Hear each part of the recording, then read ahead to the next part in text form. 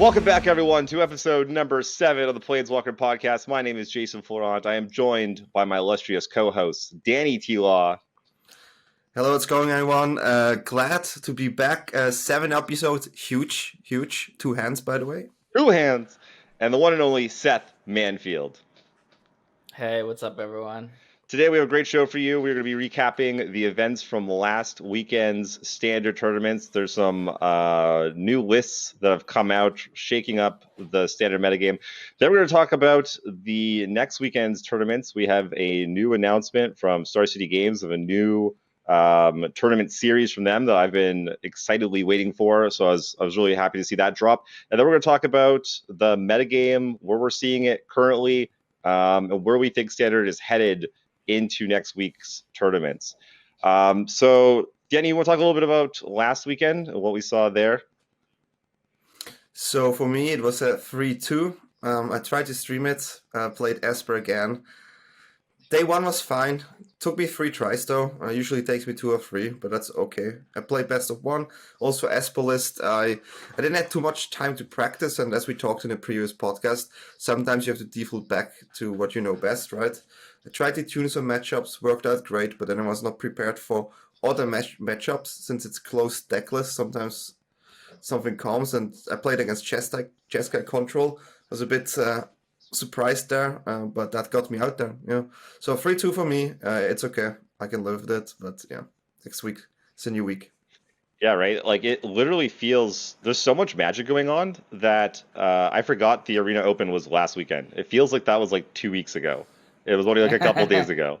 And so I ended up top 16ing the Channel Fireball tournament, so I got to qualify for the Clash final, which is kind of cool. I haven't played in too many of those, I guess, like invite tournaments with smaller fields. The ones kind of that Seth gets to play in all the time with a small group of people. So I'm looking forward to that. I also played Esper Doom. I did okay. I beat 2 Gruul decks, but I really gotta say that matchup doesn't feel great to me. So I audibled in the Arena Open on day 1 in Best of 1. I played Galgori Adventures, and I made it on my first try to the 7 wins. I thought it was pretty good. The Gruul matchup was great. I played against a lot of Gruul. And then day 2, I played the Rakdos list that ended up winning the CFP Clash tournament with these Claim the Firstborns in the main stuff. And I also ended up running into some Yorion lists that I wasn't really well positioned against. Ended up just kind of losing. So I'm not sure if maybe I should have played something else. But overall, decent weekend for me. Yeah, nice job. There was so much magic because there was also the Red Bull finals, right? Was this past weekend also?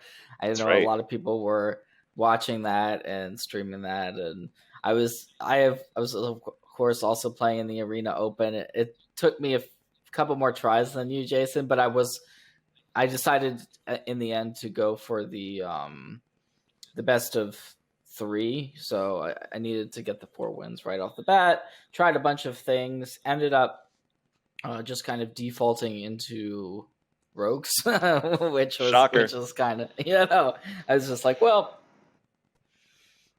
I tried a Doom Foretold deck. I tried Golgari Adventures. I tried some Celestia stuff. It's just kind of going off the deep end. I think I tried like mono green food at one point. Yeah, so I think I fired like 5 bullets or so. Typical, but I at least got some gems back, So like I mean I lost gems in the exchange, but it wasn't like it was like probably like $25 worth. Like I probably it wasn't like an absurd loss on the tournament because I did end up getting there eventually with the rogue stack, and then just went 2-2 with rogues. I just decided since I got there with it, I was gonna play it I think rogues was good. I lost one mirror. I lost a mirror, and then I beat Gruul twice and lost to it once, and that was it. So like. And I think the one match that I played against Gruul, I maybe punted that loss. Like I think that rogues can be actually pretty good against Gruul. It's very list dependent, but Anyways, so yeah, you are right. Everyone had something to play in this past weekend if you wanted to play in something, which is great. Yeah, and then going forward, now we have this new Star City Games series. They've switched it up since last season. If anyone hasn't seen it, it's a new format where Friday and Saturday they hold qualifiers, whereas they used to have it all week. It's only $6 to join now, which I like. I thought the $20 was too high. I thought maybe $10 would be a good spot. $6 even better. If you go 4-2, it's 6 rounds. If you go 4-2, you qualify for the tournament on Sunday, the main event. If you go 5-1, you qualify and you get a 1 round bye. And if you go 6-0 in one of these qualifiers, you qualify and you get a 2 round bye, which seems massive in a tournament that you got to think is only going to have, I don't know, I'm gonna throw out some numbers here, like maybe a couple hundred people. I'm gonna say somewhere in the range of like 150 to 400. That's probably like, top bottom for. And what do you like, Seth? You've played in a lot of Grand Prix before. Like a 2 round bye in a tournament with that few players seems like it's got to be a huge advantage, especially when top eight is going to be decided, I think, a lot of the times by tiebreakers. Yeah, I haven't actually read through the whole announcement of that. I'm glad you brought it up because it sounds way better than before. Like I was like, okay, well, I have to fire a bullet and then I have to go like 4-0 or I do decent, but then I have to like rebuy and rebuy again type thing in the and it was like $20 a pop, right? So like it was a little steep. I like that it's just like playing something like Saturday, boom, Sunday I'm playing in the like its sequence is better than like this long game, Yeah. plan where you have to invest. I mean, it's a ton of time, right, in the previous system. So that all sounds good. 2 round buys. Yes, I've played in Grand Prix where I've 3 round buys, 2 round buys. It's just insane. It it's I mean it's just having extra wins that other people don't is so it really I like that because it incentivizes you to keep playing. Like if you look at the CFB Clash structure, it's like okay, you have a good day one, but it doesn't really matter, right? Like it's you just get thrown into this pool for day two, and here it's like, well, this is kind of your day one, and if you have a good day, you actually get like if you have a really good day, you get rewarded for it. So I think everyone kind of feels like even if you go 4-2, you still feel fine, and 4-2 isn't that hard. It's just like having an over 50% win rate, right? Like Yeah. if I play that tournament, I'm on average to qualify like a lot, like a large percentage of the time if I want to, right? So I like that. I do wonder. I haven't looked at it as I said, but I wonder if they are giving out 2 round buys to any of the SCG people because I will say one of my knocks on these tournaments is that I have plenty of friends that write for SCG or that are sponsored by SCG, but they have this leg up and it's the same thing with the opens, right? Like if there's an open in my backyard and I head there, I still know that there's going to be people that are there that are SCG grinders that have 2 buys already. So like they are giving preferential treatment to their own writers, right, and to their own people, which I think is good to kind of promote them, and I think that's a smart business strategy, but it also is kind of discouraging when I know that there's people out there that have a leg up on me already from the get-go. Yeah, that's interesting. I didn't know that that was a thing. So from reading the announcement, I didn't see anything about any preferential treatment or anyone getting buys outside of going 6-0. What I did see though was that because they had temporarily canceled the paper Star City Games tour, people that had, I forget what it was, a certain amount of invites or something that were supposed to keep going in that paper tour. Sure. There's like 420 of them. What they did give them was unlimited entries into the day one, day two tournaments. So they can basically play for free in the qualifiers as much as they want as a sort of, way to compensate them. They didn't take anything away. When the tournaments do come back into paper, they will still have the invites they'll still be honored, but they don't know when that's going to happen. And so, as a sort of stopgap measure, they're allowing them to play in qualifiers for free, which I thought was pretty cool of them. Yeah. Okay. Then that's great. And I just want to say that I think SCG runs the best events. And so even though you see when you go on the SCG coverage for the last one, I was like, oh, the finals is or like the semifinals is Paolo Vitor versus Autumn Burchett. It's like, okay, well they both happen to write for for SCG, but like, okay, but I mean, I just like I think you want to infuse more people into that system, and so I think that this is a good way of doing it. Yeah, I think so as well. I think it's now correct, at least for me, to have a fair competition. Like, if I want to play a tournament, right, and I know there are like those people selected that they just get a leg. Like, how should I compete with them? I want that as well, right? It's like to have to write CG Star City Games. Hey, can I be a writer just to get the advantage in the tournament, which actually leads now into the new Kaladesh series, right? That's right. So you can actually, when you win, the first place gets a spot in the how is it called? Pro Tour Kaladesh series? I don't know. Yeah, it's like And that's championship. huge. They do it like it's like Championship. Zendikar Championship. Now it's Kaladesh Championship, I think. Yeah. So yeah, you have like 4 slots, I think, right? There are 4 weekends. I'm not sure how many weekends, but yeah. So the winner every weekend gets a slot, which is huge, right? So for us grinders or people who try to get into it, we didn't have that many options, right? We have now this weekend coming, or last weekend, where we have 2 weekends before we can try, but it's really really hard. You get like one shot, you try it, and then you go next, right? But now you have actually every weekend a chance to do it, which is really nice from a competitive standpoint, right? And you can just play, play, play, play. There's always magic every weekend right now. Yeah, that's right. I totally forgot to mention that the winner gets that spot in the championship of whatever season it is. So yeah, it's kind of like, and like Seth, you saying that for the qualifiers are kind of like day one. I didn't even think about it like that, but that's how Grand Prix had started to become, where they had multiple flights of day ones, and then everyone would coalesce into one big day two.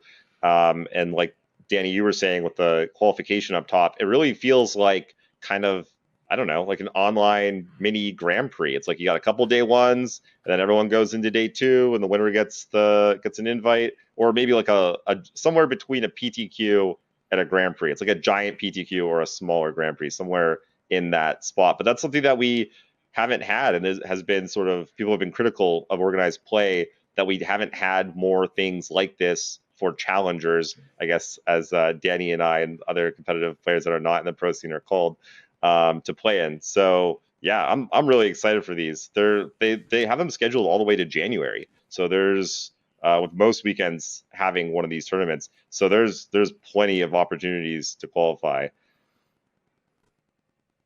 Yeah, I mean it's gonna be crazy. Now it's not just those tournaments, right? You have aside this, you have the Mythic Invitational this weekend. Then there's the F2K tournament. Then there's another tournament. Like you have like Yeah.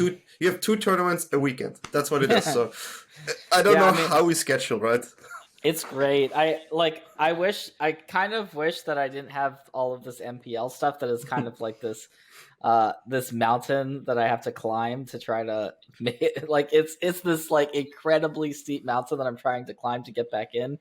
But like at the same time, because I want to be like playing and focusing on the CFBs and the SCGs and like more of the like just kind of like play it, have fun type of vibe. And I feel like that's kind of the feel of even the Red Bulls. I feel like, but like for me, it's like it's a little bit different because it's these like these like, I mean, it's different. It's different for everyone. I can't really complain, obviously, but Yeah, can you talk a little bit about those? Because I feel like most people probably don't actually know too much about the, I don't even know what they're called, the MPL weekends. Like, I'm someone who's heavily invested in competitive Magic, and I don't even totally understand how it works. I know that the MPL and Rivals play a series of tournaments on weekends, but I don't know how yeah. many there are. I don't know how often they happen. I don't know how the scoring works. So, and here's the thing, right? You're asking me. I don't necessarily know everything either. Okay. All right. Honest answers. Honest answers. I will do my best to explain it. Okay. Like I don't even want to think about the end of the year and how like all of the relegation and all that. I just want to I'm okay. So here's the best way for me to put it. They have everyone's streaming them, as we saw the previous weekend. There's going to be another weekend. This weekend, I'm going to be streaming my matches because I know it's going to be 6 for me, or I guess it's 11 total matches. Because basically, how it works for the MPL is for each split, which is, I guess, if you combine the first weekend and this weekend, it's like a total of like a split. So I play against everyone in the MPL one time, and then I guess there are going to be prizes paid out based on standings at the end of this weekend, and then there's 2 more splits after this. So it's really a total of 72 matches plus like a little bit of points that you can get from like the Zendikar championships. Like there's a couple of championships, and that's basically this year for the pro Magic. And so those each like win or loss that I get, and it's gonna help or hurt me to stay in the MPL for next year. Otherwise, I'll go to Rivals, which, you know, everyone is a favorite to go to Rivals in the MPL because the way they've done it is they're basically just trying to churn out most of the MPL people, because we've been in the MPL arguably for like, you know, the same people for like 3 or 4 years now. It's kind of, I think that's been the public perception. It's like, all right, the same people. So there's going to be this churn at the end of the year. And so if I'm not in that top like 20%, then I'm going to be basically going to Rivals is how I understand it. So I went 6-6,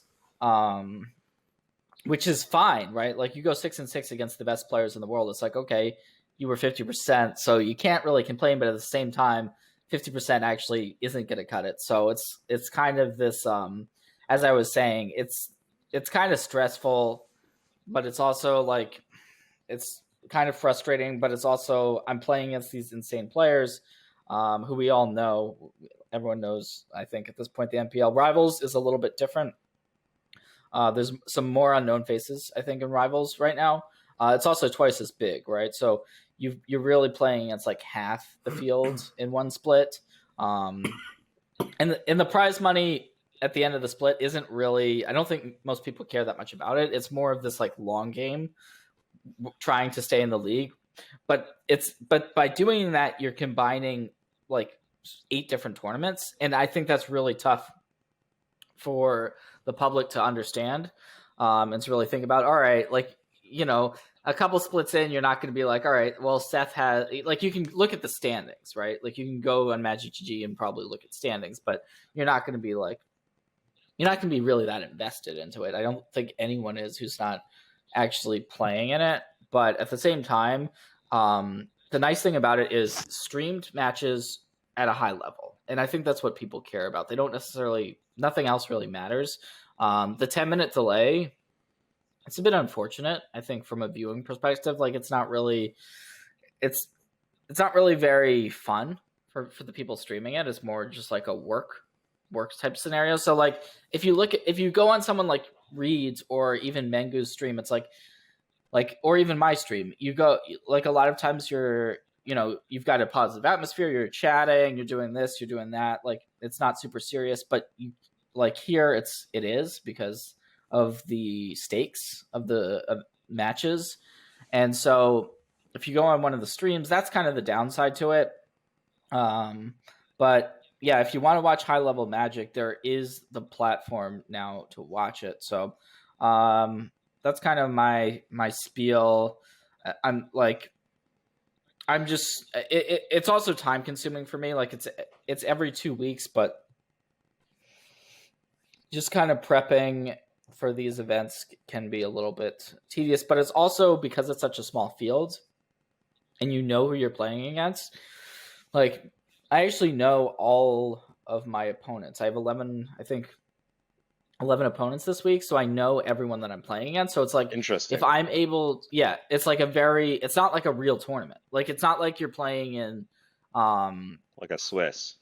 you know, you're going into like an open field with 500 people, and so like it's going to be like, all right, well, if say you've got a couple people working together, right? Like I'm playing against, for instance, Shahar and Huey and Nassif this week. Well, they might all be working together. They may all play the same thing, right? So that's like already a quarter of my matches, you know. So like Yeah. if they bring a deck that is like good or bad versus whatever I bring, that's like a huge, you know. So you've also got this weird like scouting thing where like I don't really want to stream right now, and I can't fully like I want to submit my deck and everything before like I mean it's like this information, like people are trying to hide information if they feel like they know something. So it's just like it's kind of cutthroat, honestly. But that's kind of I mean that is what it is. But Yeah.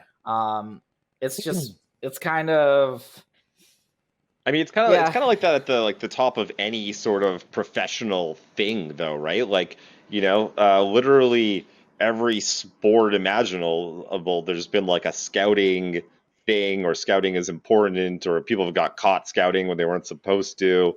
Recording even like in professional football and stuff. Like for instance, we everyone in the MPL, because it's such a small group, everyone is going to watch whenever you go live and stream, right? Like so when Canister was streaming and like people were talking about how good blue white was for the last one, I think everyone caught on to that and just thought people were going to play blue white, which they did. It was like half the field. And then they got burned for it because everyone was either playing blue white or they were prepared for blue white. Like no one was like, all right, because blue white was the deck that people thought they were going to play. It's like Canister streams and basically says he's going to play blue white, and then he thinks blue white's great. And then like John Emmanuel is doing the same thing, and and then like Chris Kavardik is laddering, and so with blue white, and then it's like, okay, well, that's the deck we're expecting. I'm gonna play rogues, whatever. Wow, Like that's that's basically what went through my mind. That's wild. Yeah, I doubt most people realize that that's even a thing, because like that never went through my head. But like, none of us are in that tournament, so we're not like thinking like, hey, there's my competition right there in front of me playing what they're likely to bring. And yeah. Let's queue up some matches against it. yeah, It's like, that's wild. What a different yeah, dynamic. You can yeah, technically go all in the discords of them and see what they do in the sub channels, because most of the streamers who are MPL, they have the sub channels, and you can see like Oh, even the next sideboard guide level. and whatever. You can actually do some serious scouting there, Danny, which don't is share that. ridiculous. We're gonna get spies up in our Discord. Hashtag and Planeswalker team. the people that do stream regularly, that they're not going to stream their real lists. Like I look at Nassif, and he's always playing something different. Like he was playing like mono black, like artifacts or something yesterday. Like so, I mean, he's just like Maybe it's like. good. Well, the thing is like if you're streaming, you're trying to throw people off in some way of like what's really going on. Like, so like he played Demir for the last split. He like never streamed Demir. Like he streamed like 20 different decks, and none of them were Demir. And then like right after submission, he's suddenly streaming Demir. So It's like, you could technically make a checklist. Okay, he played this. What is left? Process what of he will play. elimination. But Yeah. now he knows. So one of those 20 will be the decks he plays. So the mind games. Awesome. Okay, well, speaking about standard and what people are playing, this format has been, I've said it before, it's been one of the best standard formats. I don't know if it's maybe because we've been through so many kind of formats where something has been really dominant and there's just been bans after bans after bans. But I feel like I can't remember the last time standard has been in such a good place where it's very diverse. There's a bunch of different decks you can play, and then within those decks, there's a bunch of different lists that you can play of each archetype.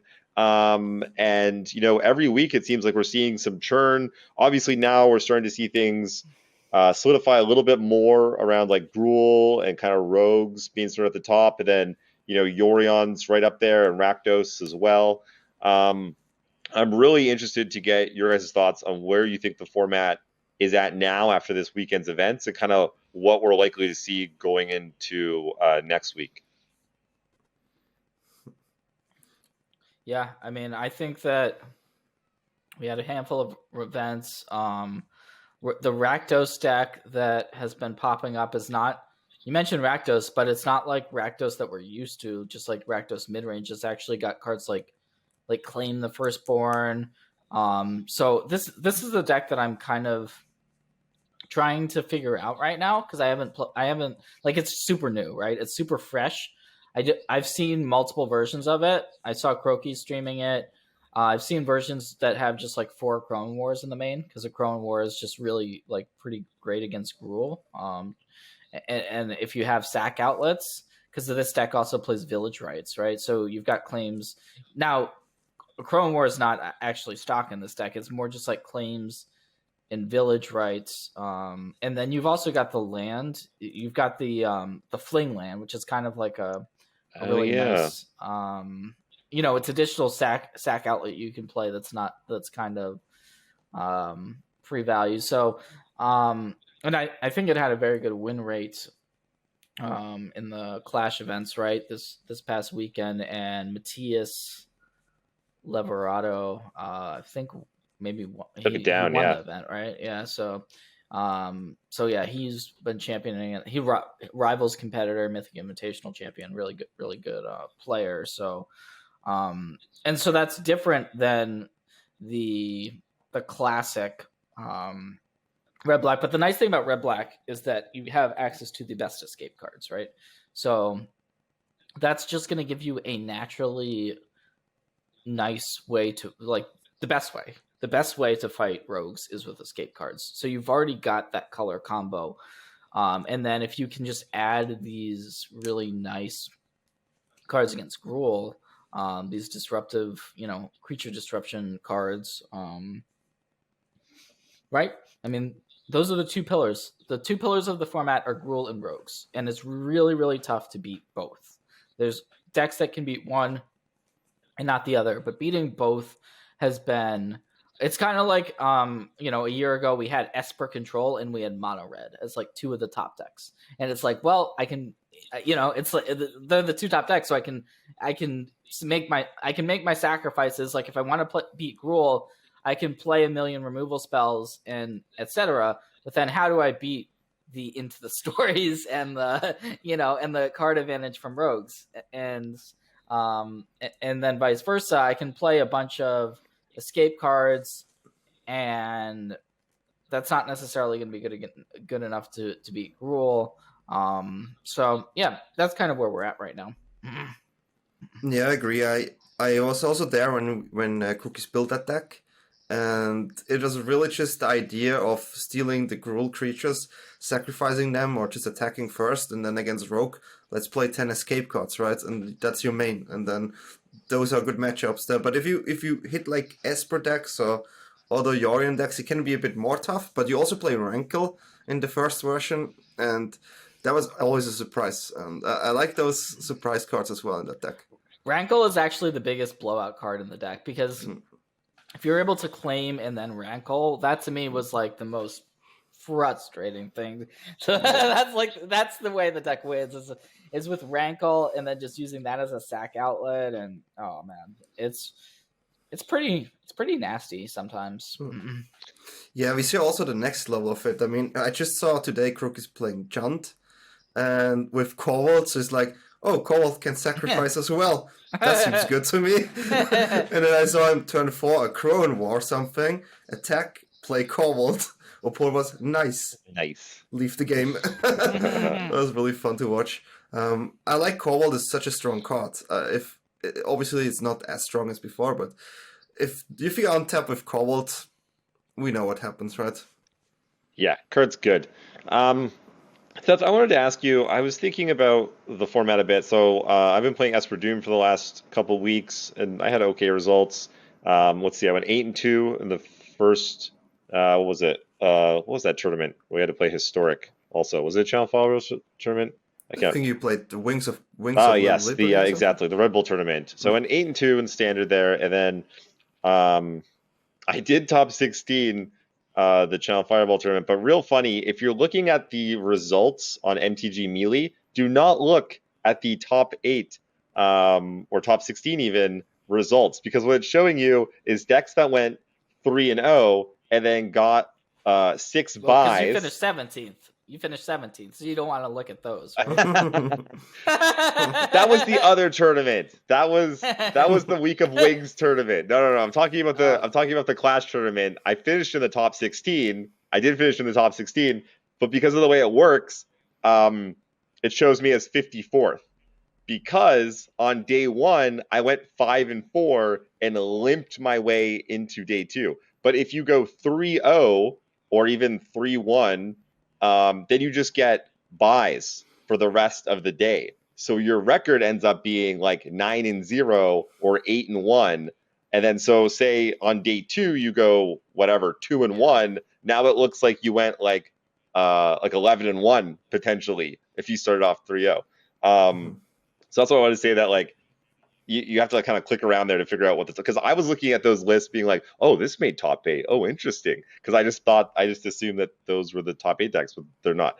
So anyways, okay, back to my point. So I did make top 16 after limping into day 2 at 5-4 though. Barely like had to win my last round to make day 2. Made it to, because then single elimination on day 2. Made it to the round of 16. So I mean, not terrible results, but I didn't feel great about them. And I was, thinking, like you were saying, how Gruul and Rogues are sort of at the top. It's kind of impossible to beat both of them. And I'm always, that person that also doesn't want to play the best deck, and it's to my own detriment often. And I was like, I wonder if I had just played Gruul in just all of the tournaments, if I had just would have had better results. And so, almost assuredly. yeah, you think so, right? So no, this is well, I mean, this is the point. This is the point that I want to get at. That like, are Rogues and Gruul so good that you're just making a mistake if you're not playing one of them? I mean, I made a mistake not to play Gruul last week. Like, I should have been playing. I wish I'd been playing Gruul for. Like, Gruul is just like we've gotten to the point where people are main decking a Crowan Wars. Like, people are playing 3 main in Gruul.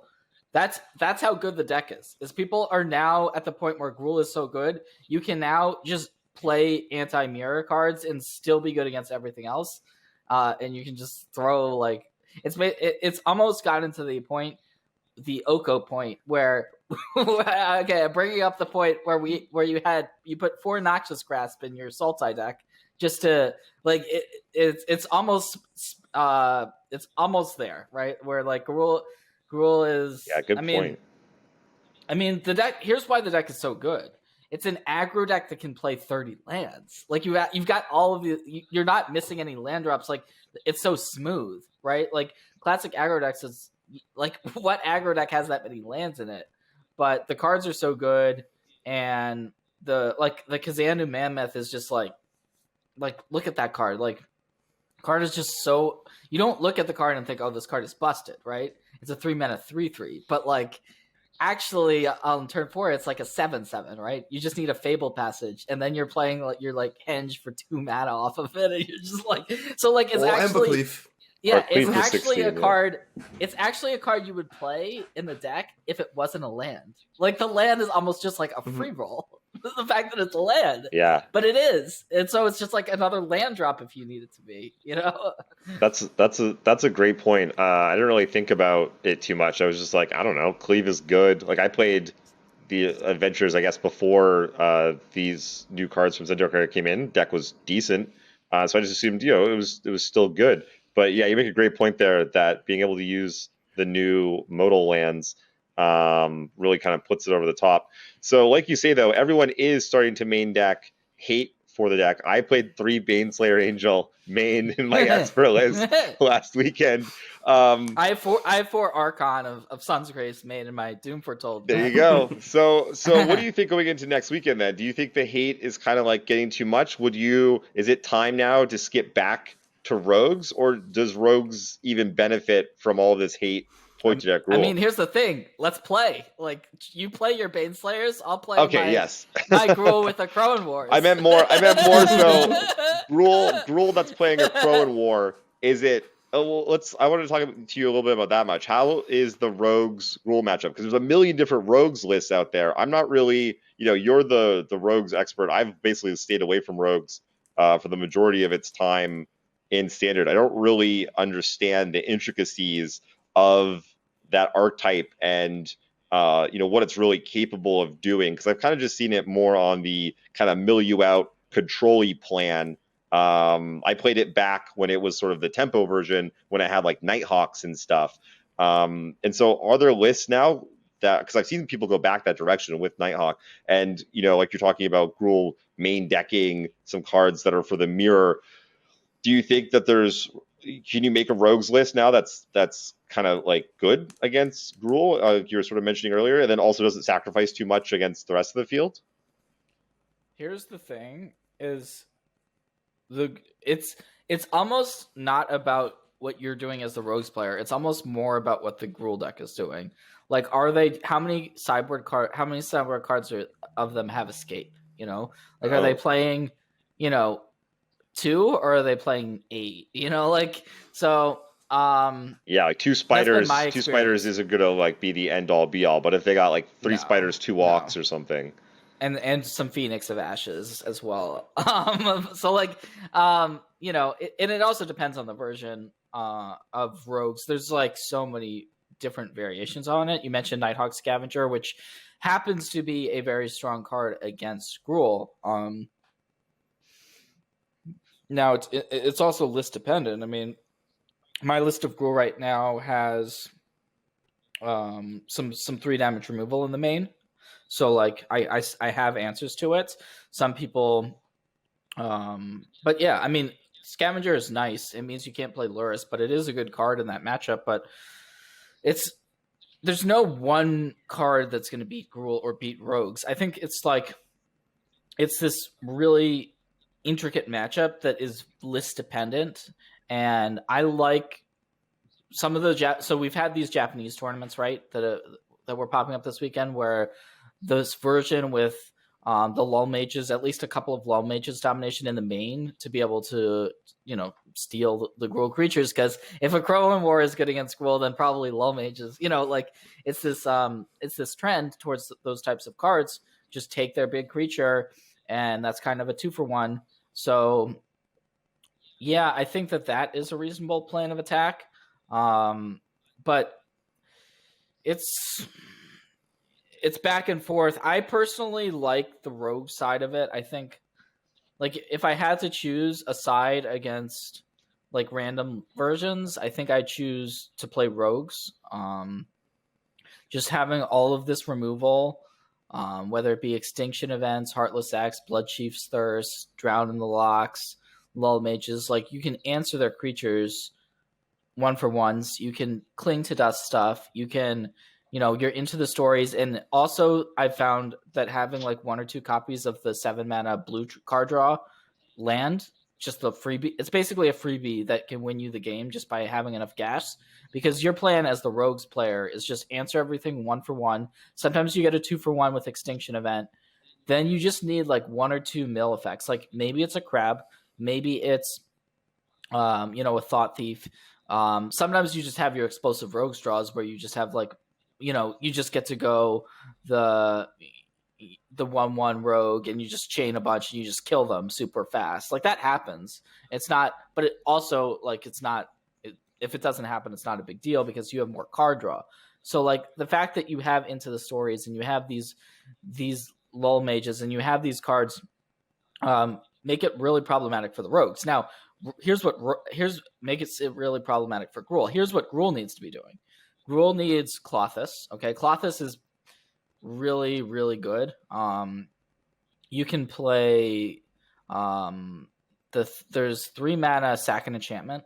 You can play that, sack a creature and enchantment instant, or you can play Ashiok. There's like some answers to Klothys. None of them are good. But here's the thing: if you just dump a turn 3 Klothys, which there's maybe you're playing Essence Scatter in your deck, maybe you're not. There's like some pros and cons to playing that card. But like, anyways, Klothys is just like, really, really, really good, and especially if it comes down on turn 3. So that is one way, and it also just eats up graveyards, right? And if you're not like, a lot of times rogues after board aren't going to have that many mill effects because they want to be answering your creatures, they want to be doing other things. So once you get a Clothis down early, now you don't have that many ways to mill. It's really hard to turn on those into the stories, etc. So that is plan A, is Clothis, and you want some amount of removal because you don't want to get hit repeatedly by Thought Thief. You want to have some Dragonfires, something like that, to be able to get rid of those. So to deal with the creatures, and then you want escape cards because the game is going to progress where you don't necessarily have your beatdown plan isn't necessarily going to work. So you want cards like Phoenix of Ash. I think Phoenix might be the best one. Here's the thing about Phoenix is you can escape it out before having 7 cards in graveyard. So that's huge compared to Ox. Ox comes after the Into the Story. Like the Rogues player can set up 7 cards and then they're into the story, and you actually need 9 cards in graveyard. So like sometimes it's going to get clinged. It's a much longer play, the Ox. So by playing Ox, you're sitting down and you're saying, I'm going to beat you, playing a really long game against rogues, which is dangerous, but it can be effective. But I think Phoenix is you mill this early and it's just going to kill you. Like I'm just going to take out 3 cards. Now my graveyard is basically empty and I have a Phoenix on board. It's like, so Phoenix is very good. The Spider is hit or miss just because people are mostly not going to have their Wind Robbers anyways. So like it can kill something, but it's not killing things that much. So, and it's not that great to draw. So I'm kind of off that one. I'm more on the Oxes and the Phoenixes as the escape plan. And then you want some cards that are just like going to win you the game if they resolve, like the Vivians, some great henges maybe. So like it's a really interesting matchup, I think. Lots of play from both sides. What do you think of Clothis main right now if the Rakdos becomes more popular, right? You would have actually Clothis main, which works against Rakdos and Rogues. I mean, that seems good. Yeah, I think Clothis is great against those 2 matchups. I don't think it's that great in the mirror. It's like, it's playable. I think playing one main is not the worst. There's like a couple of slots. Like I'm considering playing 3 in the sideboard right now. Like I think stock is 2, but it's also insane against Rakdos, as you mentioned. Like, how do you win a game against Clothis? Like, honestly. It also feels always okay against lots of controls game 1 as well, where you just have Clothis, and they try to remove everything, and then you go 2 damage. 2 damage. Oh, yeah. 2 damage works really well there. I boarded it in against Mono Red. It was just, like, insane for me there. It was like, it's just like, all right, gain 2, drain 2 every turn. It wasn't a card that we really saw in the MPL list from a couple weeks ago, but it's like the lists have evolved since then. Like people, if you're playing Questing Beast, it's like 1 copy. Like, and people aren't playing Gem Razors because Gem Razor is just a bad card. People aren't playing Stonecoil Serpents. So it's just like you've got slots to work with. Main deck henges I think are good. Like it's interesting to kind of figure out the cleave numbers because cleave can be good, but it's it's a high variance card. You definitely don't want to get stuck with it. So I think a lot of people board them out. My list has 2 cleaves right now. It's not like I've got 2 cleaves and 3 henges. Henges, henges just like kind of they occupy a similar slot. They're like late game win conditions, so you can choose to cleave or to henge, I think, but it's no longer Gruul is no longer this okay. Like I think people think of it as this like attack you, beat you down, like cleave you up, cleave up your creature dead turn 4, turn 5. Now it's actually okay. You can play Ox's main, like you can do all of these things, where the deck is just like can play a long game. Like you're just setting up like for the right turn, classic adventures, like Innkeeper plus thing, just draw like incremental points of value. So it's like it can play like a mid range deck as well. And that's part of what, like, the cards are just so good that it's so versatile. It's just like exactly what you want a top tier aggro deck to be, basically. Yeah, the green base cards, they like Vivian and Henge are just amazingly strong, but having like one or two Glyphs main is always gives you this feeling as an opponent is like, okay, there could be a Glyph, I need to think about it, and then maybe you do a little bit of a different turn, right? You see a Mammoth on the field and you go like, I need to deal with this now, otherwise there could be this, and that's really huge. It's big. Like, any time you have a Lovestruck or a Mammoth, which that's already 8 cards in your deck, you are threatened next turn by a Henge. So like you either, like, if you have removal, you basically have to fire it off right there, or else like they can just dump a Henge. Like against rogues or against, there's a lot of decks that can't answer Henge. Now we are seeing, because there's this shift towards a Crowan War, towards the Great Henge. There's Cleaves. There's a lot of cards that are artifacts and enchantments. Now we see Wilts. We see Thrashing Brontodons. Like, I've got a Brontodon main right now because I can search for it with Vivian. So like you got that toolbox, and so it gives you an out to the Great Henge into the Crone War, and then Wilt is now like really quite nice because it cycles and then it deals with a lot of the top end plays, which is a Crone Wars and Cleaves and Henges. Even it's just such an amazing card. I mean, 5 mana, Green Planeswalker. Never heard of that one before. Seems to be good. Yeah, I mean, the mirror is an interesting dance, though, because it's like, are you keeping in Vivians in the mirror when they can just cleave you? And like, because if you tap out for Vivian and they attack and cleave, it's like, okay, well, that didn't work. But like, at the same time, if they're boarding in all of this artifact and enchantment removal for your big things, then it's like, well, none of my Henges and Cleaves are actually going to work. So maybe I want Vivian because they have like 4 Wilts in their deck. like 3 Wilts is now stock, I think. Like 3 Wilts is like 3 Wilts and a Brontodon. That's like, you know, you're already there. So like, I think it's kind of getting to be this arms race sort of situation. Yeah, that's so interesting. Everything is so fluid in this format, which I really love. I think it really pays, you know, when you put in time. Like, Seth, you just did a great job of breaking down both of those archetypes and kind of like where they're at, what the important cards are in a lot of the matchups. It seems so simple, you know, when you're explaining like, oh, this card's important now because of this, that, and the other. But it takes a lot of time, and like you have to really, you know, kind of like think about the game and like really analyze your matches. It's not like you can't just be picking up lists that were from last week and just, you know, jamming cards in and out of the sideboard. You really need to be putting in a lot of time and effort and kind of figuring out what's important and like what the next step is going to be. So we've talked about sort of the top of the metagame. I was curious if there are any decks outside of, say, those top 3, the Rakdos, Gruul, Rogues, that you think you know, maybe have a shot or that you're interested in playing, or you know, if like say the metagame solidifies around those 3 lists, is there an outside non-meta, I was gonna say rogue, non-meta deck that you think maybe could be good attacking those 3 lists as we see them now? I mean, I think for all 3 of us, it's some sort of Yorion build, right? Like Yorion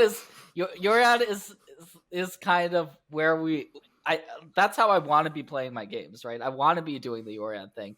It's so hard to find the right, like, there's so many, obviously this Yorion is such a big sphere of things. Like, you can play the food decks, you can play, like, you know, adventures, even I've actually, okay, this isn't a Yorion deck. I'm gonna go with Celestia Ventures, because I think Celestia Ventures actually has a little bit of an edge against Gruul, because you've got Giant Killer, right? Like, so Giant Killer kills a lot of these things. You've also got white removal. Like, you can play Caskets and Apparitions, which we already know are like, and ECDs. So like, boom, boom, boom. You've got a lot of the right answers to what the Gruul deck is doing, and then you've also still got your innkeepers. You can still play henges, so it's basically like a different version of Gruul that's a little bit better against Gruul. Essentially, Yeah. is what it is. I mean, it's kind of hard to get around that. Now, by playing some of these cards, you're making some sacrifices in other matchups. Like against rogues, you no longer have your phoenixes and your oxes and your scorching dragonfires. Now you're replacing those with other things, and you're trying to fight from there. But I mean, so like there's sacrifices to be made, but I do think that deck is pretty sweet. I have a Sharn in there. So yeah, I like that deck. Yeah, well, same goes for me. I really liked. I would have also choose that deck. I sniped it. I should have said it first. Huh? Yeah. Yeah, I think it was like while watching Kenji, or I'm not sure. I was writing with him maybe, and he was like he likes a deck against Gruul, and I didn't want to play Gruul, so I was like, I think I have to go with this one if I want to play another mid-range deck, and I kind of want to pick a Vivian deck. Like, the way you explained Gruul before actually also makes me want to play Gruul. Just the Vivian alone feels so fun to play. That's like the only card I really enjoy in the Gruul list. You play a Planeswalker, feels more like I'm a control mage, right? And then you do your thing. So I really like Vivian. So I will also go with Green White Adventures. Nice. I like Galgori Adventures. I did well, like I said, on day one of the arena tournament. I don't know why I keep just putting it down though. I feel like maybe if I did some work on the deck, it could be better. So the Gruul matchup is great. The Rogues matchup can be good. Kind of depends on what build they're playing. Rakdos is competitive. You do struggle against all the Yorion lists though, and man, that would piss me off every time I got paired against someone that was blue-white Yorion. I'm like, doesn't this person know? Doesn't this person know you can't? You're not supposed to be playing this deck. And I just get smashed. I'm like, oh, fine. I mean, you say the Gruul matchup is great, but really it's a lot of the same things, right? Like you're playing henges, you're playing mammoths, you're playing beasts, you're playing innkeepers. So like you're playing murderous riders instead of like bone crusher giants, and you're playing like Thalmire knights instead of Ember Cleaves or whatever. Right. But like it's not like it's not like I can't see it being great because in all of these adventures decks, a lot of them are a lot of the same things. That's kind of how I feel. Yeah, well, it's similar. I think it's similar to the Green White Adventures. Like you're saying, like it's probably slightly. It could be slightly ahead because Murderous Rider is. I mean, that's basically why you're saying it's favored, right? Is because of Murderous Rider? Murderous Rider is great, and then also just having the 1/1 Death Touch. If they don't have Cleave, it stops, like you're saying, Mammoth and Lovestruck Beast sort of in their tracks. And then also you have a very interesting late game with I forget what's called the land that brings back creatures, and then also the creature that brings back the adventure creature. Oh, Midnight. The 2/2 flyer that brings back creatures. Order of Midnight. Yeah, so you're able to like trade resources and then have this like late game bring everything back. And so there's lots of. It's good again. It's good if they don't have an ooze, right? Like people play oozes. Ooze can be problematic for sure. I found the matchup to be quite favorable. There's a lot there for them to do. It's very similar to the green white. Like we're talking about, you have all the same green cards that are great, and then you just kind of have a better removal late game suite that lines up a little bit better. I think you're a better Edgewall Innkeeper deck. So like we're saying, there's lots of games where turn 2, I'd go Innkeeper into the 1/1 Death Touch, draw a card. And we have the Order of Midnight. So you're able to like leverage Innkeeper a lot more and kind of play that card advantage game with them. So Celestia is the same, right? But what I like about Celestia is also Operation plus Shepherd of the Flock things you can do. Super fun. Shepherd is so good. Shepherd is so nice because you can also just like bounce your giant killer or like bounce your cat or like whatever. Like I used to play so much Celestia's Adventure back in Eldraine, and just playing Eddie with white open, and the opponent's like, ha! I got you. No, Bone Crusher is dead now. That was good old times. I have to stream that deck tomorrow after I submit my deck. I don't for the MPL because I'm I'm leaning. I mean, I don't know what I'm going to play yet. That's classic me. I'm not going to make my decision until the last few minutes. It's possible that I audible. Like the Rogues deck I chose for the last time, I basically audibled to it at the last minute. But so we'll see. But I definitely want to get back to streaming and play some of these Celestia decks because they are They're pretty fun. fun. Speaking Yeah. speaking Yeah, of I like them. speaking of Selesnya decks, the deck that I'm on right now actually for this weekend I think is the green white blink deck, the Selesnya blink deck. I really like it quite a bit. It doesn't do anything ridiculously overpowered like some of the other decks that we're talking about, but it just wins. I don't know. It does a good has a good it grinds really well. It takes the best parts of the green food deck. Like the deck just grinds so hard. Like it's just a card advantage machine, and then adds, like we were talking about, a lot of the good white cards in Yorion, ECD, the Apparition, and Casket. And I really enjoyed the deck. It's like something a little bit different. I feel like it has game against just about everything, even against Esper Doom. I know Daddy's going to disagree with me here, which should be on paper and in practice sometimes a rough matchup, because I was definitely slicing through it when I was playing Esper Doom at the beginning with my Yorion list. I was like, oh, that's cute. You got like a bunch of green creatures. Like, yeah, no, I'm gonna like like Treacherous Blessing, draw a bunch of cards, or Dance the Manse to just like blow you out.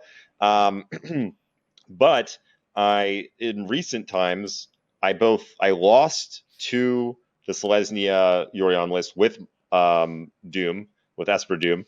And then when I picked up Selesnya Yorion, I also beat an opponent that was on Esper Doom. I think there's a lot of play to the matchup. And so if someone doesn't know what's important on either side, that could be a big factor.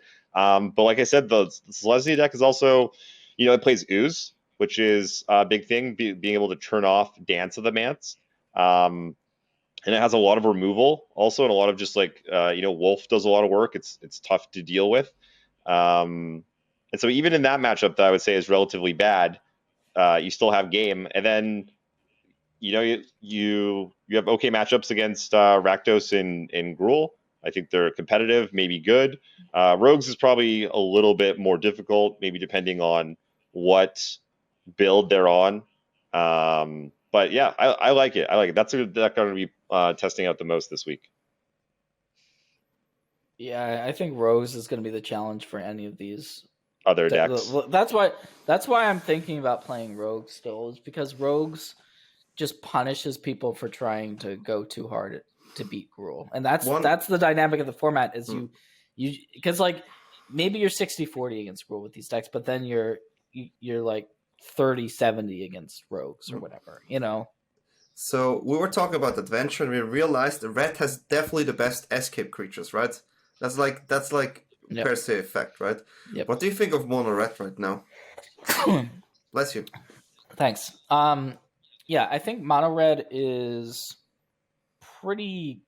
Like, I really like that against Rogues. If I was to choose one deck to play against Rogues, I would choose mono red because of the escape creatures and because of the fast clock. I think I haven't played with it extensively, but still challenging to beat some of the Gruul creatures like the Lovestruck Beasts. 5/5s for 3 are gonna, you're probably not going to kill it right away, and then they can still dump a henge on you. The lands are kind of iffy, like it's because this is more of a classic aggro deck compared to Gruul. Like mono red is much more of a you have to curve out to win, but then it's also how many lands you're going to play type of thing. Because you're going to be lower curve, you're not going to have as many lands as Gruul. But it's like pretty good. It's like a pretty solid deck. So yeah, I mean, I lean towards it being like a little bit unfavored against Gruul, but it's probably not by that much. So yeah, I think mono red is very reasonable, especially if you expect Rogues. Okay, well, we are hitting an hour here into the podcast. I think it's time for us to wrap things up. Any parting thoughts or wisdom for anyone that's maybe doesn't know what deck they want to play? Is it just pick up Gruul, turn things sideways, or or what would you share with our listeners? I mean, I'm not a huge fan of Gruul, but Seth actually sold me on Gruul. So if you're not a fan of Gruul, I think you maybe got convinced now as well. With the mid-rangey type of Gruul, not just the pure go your face Gruul, which appeals more to me. So I think let's try it out. It's actually been a while since Worlds that I really liked an aggro deck. And I think I don't even like Gruul actually. I don't want Gruul to be good. I've been trying, but like once you play it and you start like it's I think it's a great deck to pick up. So if you're asking what you should pick up, if you're new to the format or you want to figure out what's good, I think Gruul is the perfect deck for that.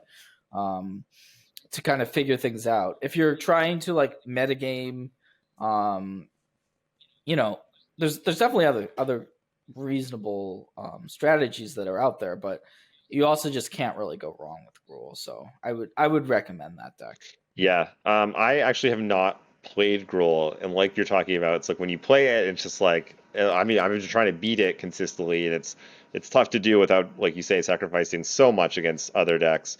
And then, yeah, I'm sure, like, I'll pick it up and just blow some people out, and just, you have a certain level of respect for a deck where you're like, this deck's just so freaking good. It's hard not to, Yeah. it's hard not to pick it up.